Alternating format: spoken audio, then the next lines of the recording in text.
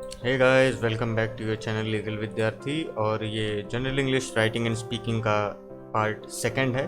और इस पार्ट में हम पढ़ेंगे आर्टिकल्स के बारे में। लेकिन हम आर्टिकल्स की शुरुआत करें उसके पहले इसके पिछले वीडियो के एंड में मैंने आपको बताया था मच और मैनी के बारे में, हाउ मच और हाउ मैनी के बारे में।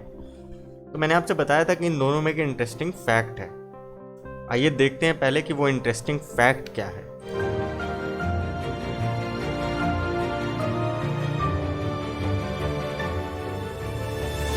अगर हाउ मच और हाउ मैनी की बात करें तो दोनों के यूजेस को समझना बहुत इम्पॉर्टेंट है। हमारे पास यहाँ हाउ मच है, और हाउ मच की अगर बात करें तो हाउ मच को हमेशा जो चीज़ें हम गिन नहीं सकते या ऐसी वस्तुएं, नाउन्स होती हैं वस्तुएं, ऐसे नाउन्स जिन्हें हम गिन नहीं सकते। और केवल वस्तुएं ही नहीं बल्कि जैसे हमारे भाव होते हैं वो भी हम काउंट नहीं कर सकते। खुशी को काउंट नहीं कर सकते, हम दुख को काउंट नहीं कर सकते, हम चावल को काउंट नहीं कर सकते, दूध को काउंट नहीं कर सकते, पानी को काउंट नहीं कर सकते, गेहूं को काउंट नहीं कर सकते। ऐसी वो वस्तुएं जिन्हें हम तौल के लेते हैं या फिर लीटर में नाप के लेते हैं, या तो केजी में या तो लीटर में, और या फिर वो कुछ भाव होते हैं जिन्हें हम काउंट नहीं कर सकते। मतलब ऐसे नाउन्स जिन्हें काउंट ना किया जा सके, जैसे चावल हो गया, हैप्पीनेस हो गया, पेन हो गया, पेशेंस हो गया, जूस हो गया, वीट हो गया, राइस हो गया। तो ये चीज़ें हम काउंट नहीं कर सकते, तो इनके साथ हम हमेशा यूज़ करेंगे मच का। अच्छा, एक चीज़ और, जब हम मच का यूज़ करते हैं तो उसके बाद जो नाउन आता है, जैसे ये सेंटेंस देखिए, how much milk, how much milk मतलब कितना दूध, है ना। तो यहाँ मिल्क देख रहे हैं, ये सिंगुलर है, तो जो भी नाउन आएगा वो हमेशा क्या होगा, सिंगुलर होगा। इस चीज़ का हमें ध्यान रखना है। इन तीनों सेंटेंस में देखिए, लास्ट में मच के बाद इस सेंटेंस में टाइम आया है, इसमें फन आया है, तो ये तीनों क्या हैं, सिंगुलर हैं। तो जो भी नाउन आएगा मच के बाद, how much patience, how much happiness, how much pain, ये सब क्या होंगे, सिंगुलर होंगे। मिल्क्स नहीं होगा, टाइम्स नहीं होगा, फन्स नहीं होगा, पेशेंसेस नहीं होगा। तो आई होप यू अंडरस्टैंड कि सिंगुलर नाउन्स के साथ ही हाउ मच का यूज़ या मच का यूज़ किया जाता है। ये एग्जाम्पल्स देखते हैं। एग्जाम्पल हमारे पास पहला है हाउ मच मिल्क। पहली चीज़ तो हमें ये समझना है, हाउ मच और हाउ मेनी दोनों का मतलब होता है कितना। ठीक है, तो हाउ मच मिल्क का मतलब कितना दूध। अब यहाँ पर मिल्क क्या है, अनकाउंटेबल है, इसलिए हमने यूज़ किया है मच का, हाउ मच मिल्क। सेम इसी तरीके यहाँ पर टाइम है, टाइम को भी हम काउंट नहीं कर सकते हैं। नॉट मच टाइम, हम बोलते हैं ना, we do not have much time, है ना, हमारे पास ज़्यादा समय नहीं है, we do not have much time. तो टाइम को भी हम काउंट नहीं कर सकते हैं, इसीलिए टाइम के साथ भी मच का यूज़ होगा। फन, फन क्या है, फन एक एब्स्ट्रैक्ट नाउन है, ये एक फीलिंग है, मतलब हमने आनंद लिया, बहुत आनंद लिया। Too much fun, we had too much fun, हमने बहुत आनंद लिया। अब आनंद कितना था, इसको हम 1 2 3 ऐसे गिन के तो बता नहीं सकते, इसलिए यहाँ पर मच यूज़ करेंगे फन के पहले। अब बात करते हैं हाउ मैनी की। हाउ मैनी हमेशा यूज़ होता है काउंटेबल नाउन के साथ। जैसे यहाँ पर जो नाउन्स थे वो अनकाउंटेबल्स थे, इन्हें हम गिन नहीं सकते। Milk, time, fun, patience, pen, ये सब हम गिन नहीं सकते, इसलिए हम मच का यूज़ करते हैं। लेकिन जो चीज़ें हम गिन सकते हैं, जैसे बुक्स हो गई, थिंग्स हो गई, मूवीज़ हो गई, कोई पर्टिकुलर चीज़ जिसे हम गिन सकें, उसके पहले हम यूज़ करते हैं मैनी का। और मैनी के बाद नाउन हमेशा प्लूरल रहता है, जैसे यहाँ पर बुक्स, थिंग्स और मूवीज़ हैं। मैनी के बाद जो भी नाउन आएगा वो हमेशा प्लूरल होगा। आइए एग्जाम्पल्स देखते हैं। How many books, how many books do you have, तुम्हारे पास कितनी किताबें हैं, हाउ मैनी बुक्स। तो हाउ मैनी के बाद जो बुक्स आया है वो प्लूरल है, और बुक क्योंकि हम काउंट कर सकते हैं बुक्स को, इसलिए यहाँ पर मैनी का यूज़ हुआ है, हाउ मैनी बुक्स।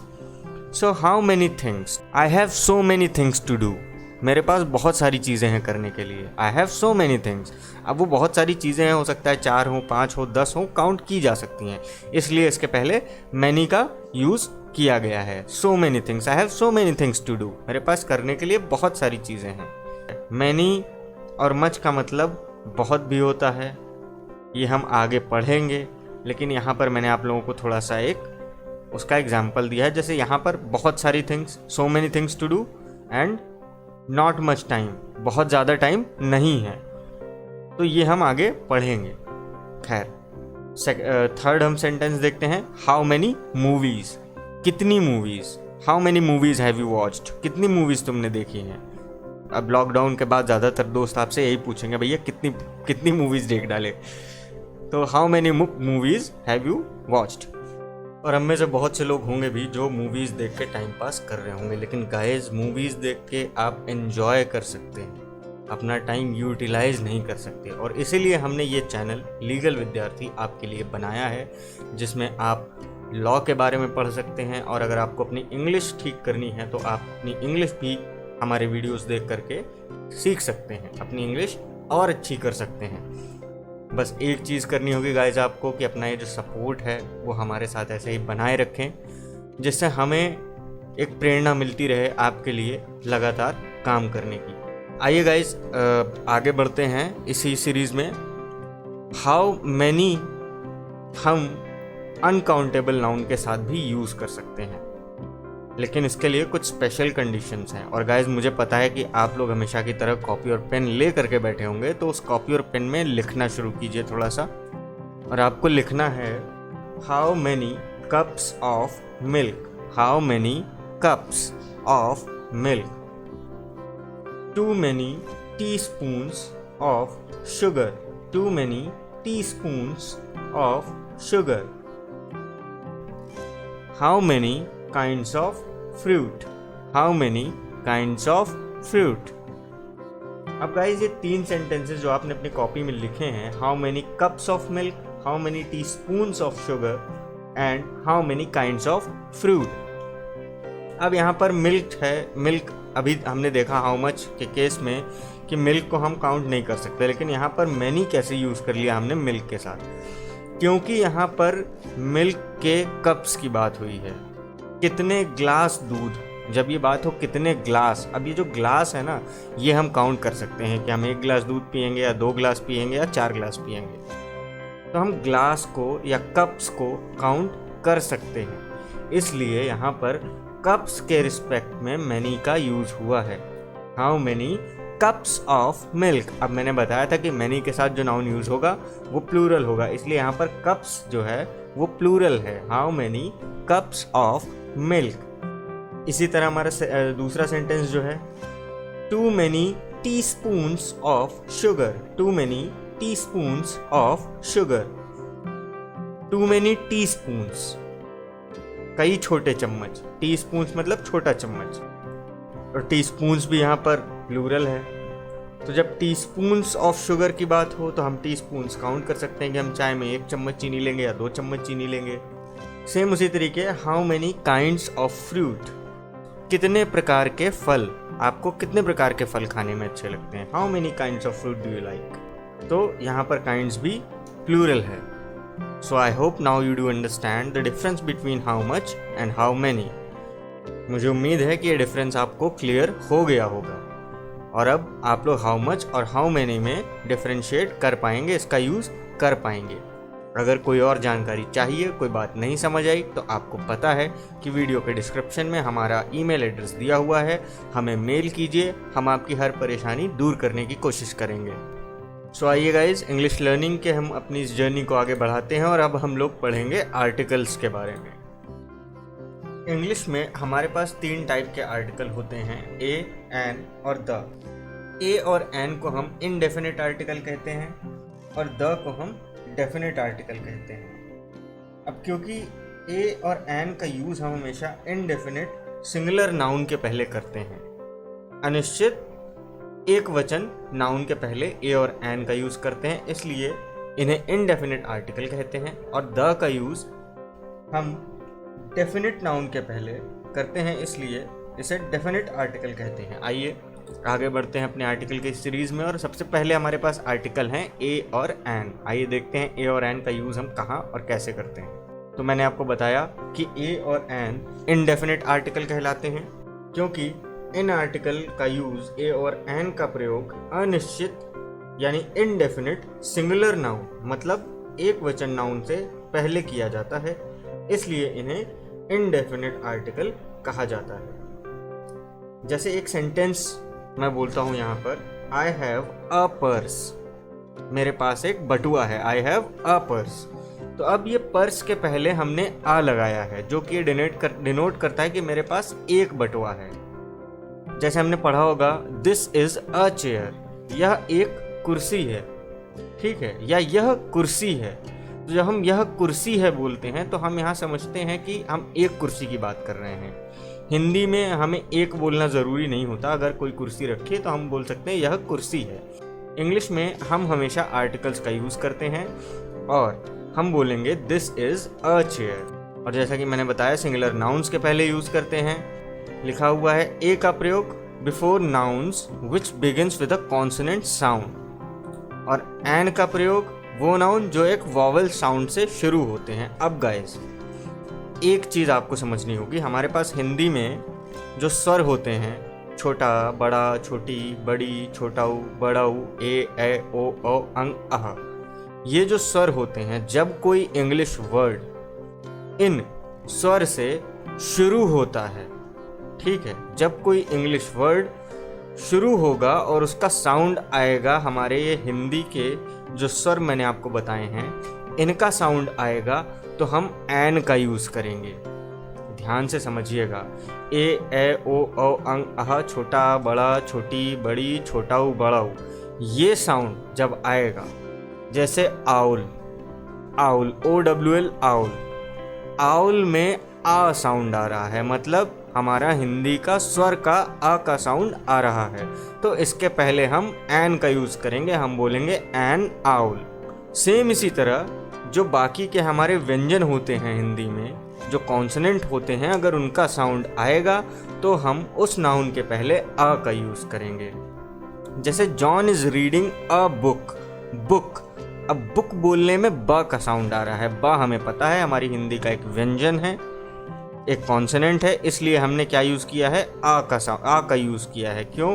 क्योंकि आ का प्रयोग हम करते हैं before nouns which begins with a consonant sound. ऐसे नाउन्स के पहले आ का यूज़ किया जाता है जो किसी कॉन्सोनेंट साउंड से शुरू होते हैं, ठीक है। इसीलिए बुक ब से शुरू होता है, वो एक कॉन्सोनेंट है, ब हमारा एक कॉन्सोनेंट है, इसलिए हमने आ का यूज़ किया है। आइए दूसरा सेंटेंस देखते हैं। There is an elephant, an elephant. अब एलिफेंट, एलिफेंट की स्टार्टिंग में ए का साउंड आता है और ए हमारा क्या है, एक स्वर है, इसलिए हमने एन का यूज़ किया है।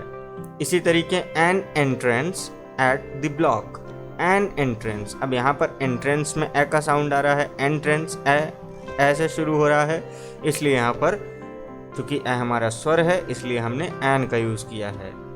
I need a ruler, ruler, र का साउंड आ रहा है, रूलर में र का साउंड आ रहा है जो कि हमारा एक व्यंजन है, इसलिए हमने इसके पहले आ का प्रयोग किया है। अब पांचवा बहुत इंपॉर्टेंट एग्जाम्पल, इसको ध्यान से समझिएगा।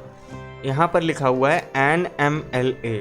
अब क्या होता है, बहुत सी किताबों में या बहुत सी जगह आपने पढ़ा या सुना होगा, कॉन्सोनेंट से स्टार्ट होने वाले वर्ड्स के या नाउन के पहले हम आ का यूज़ करते हैं और वॉवेल से स्टार्ट होने वाले वर्ड के पहले हम एन का यूज़ करते हैं। लेकिन यहाँ पर तो एम एक कॉन्सोनेंट है लेकिन उसके पहले हमने एन लगाया है। क्यों? क्योंकि डिफरेंस जो मैंने आपको बताया, बहुत बड़ा डिफरेंस है साउंड का। कॉन्सोनेंट साउंड के पहले आ लगाते हैं और वॉवेल साउंड के पहले एन लगाते हैं। अब यहाँ एम तो कॉन्सोनेंट है लेकिन इसका साउंड क्या आ रहा है, एम, ए साउंड पहले आ रहा है, एम। अब चूंकि ए साउंड आ रहा है इसलिए यहाँ पर हमने लिखा है NMLA। तो कभी भी हम एब्रीविएशंस वगैरह लिखते हैं, एब्रीविएशंस मतलब शॉर्ट फॉर्म, जैसे ये MLA है, DSP हो गया, CM हो गया, तो यहाँ पर हम ध्यान देते हैं कि साउंड कैसा है।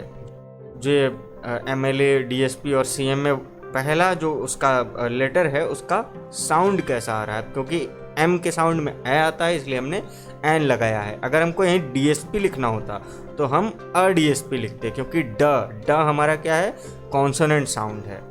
सो आई होप ए और एन आपको समझ आ गया होगा। मुझे नहीं लगता कि फ्यूचर में कभी कोई दिक्कत होगी। जितनी आसानी से मैं आपको समझा सकता था मैंने ए और एन के बारे में आपको समझा दिया गाइस। सो आई होप कि अब कोई प्रॉब्लम नहीं होगी।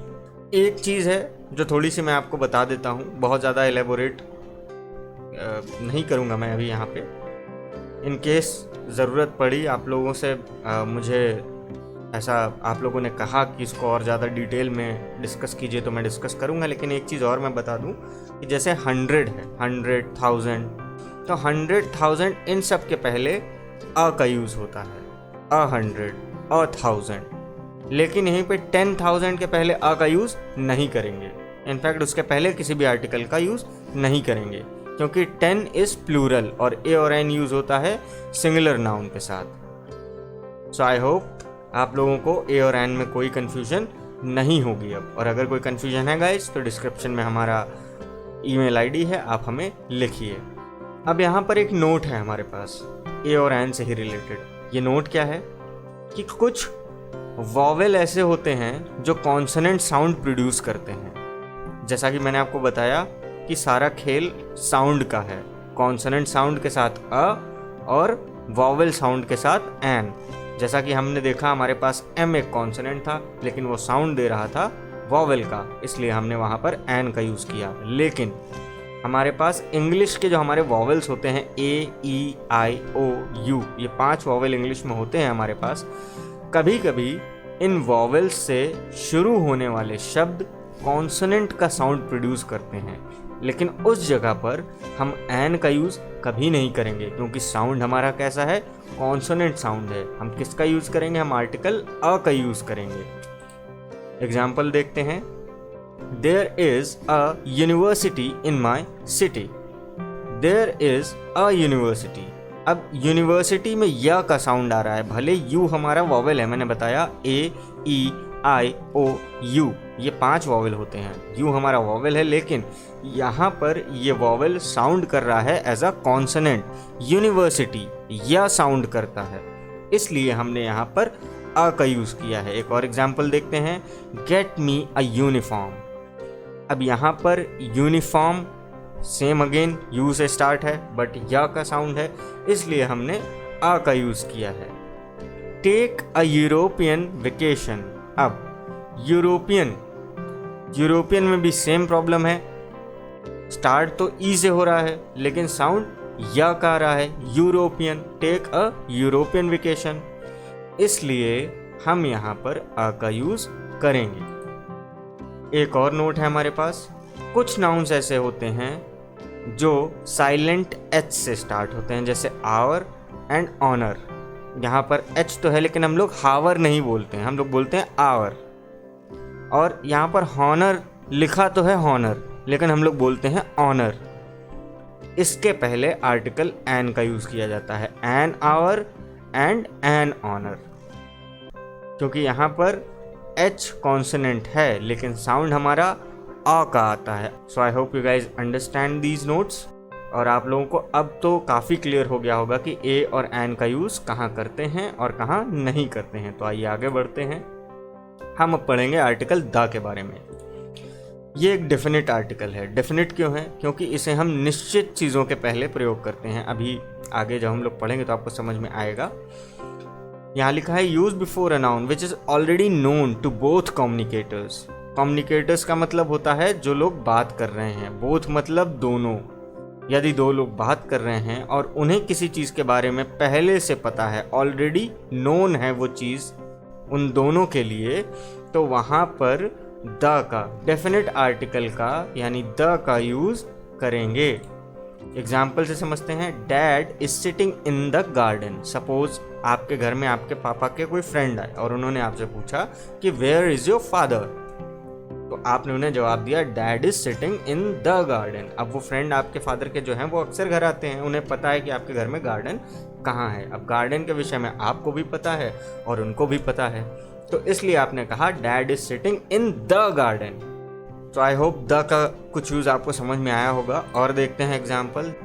The television is of now. अब टेलीविजन क्या है? एक आविष्कार है। यहाँ पे समझने वाली बात यह है कि द का प्रयोग बहुत ही विस्तृत है। आप लोग प्लीज लिख लीजिए। धार्मिक समुदायों के नाम के पहले द का यूज होता है। साम्राज्यों के नाम के पहले द का यूज होता है। इतिहास की घटनाओं के नाम के पहले द का यूज होता है। वंशजों के नाम के पहले द का यूज होता है। राजनीतिक दलों के नाम के पहले द का यूज होता है। ट्रेन, जहाज, अखबार, महत्वपूर्ण भवन, नदियों, नहरों, समुद्रों के नाम के पहले द का यूज़ होता है। और जो वस्तुएं यूनिक हैं, मतलब उनके जैसी उनके अलावा दूसरी कोई वस्तु नहीं है, उसके पहले द का यूज़ होता है। म्यूज़िकल इंस्ट्रूमेंट के पहले द का यूज़ होता है। किसी आविष्कार के नाम के पहले द का यूज़ होता है।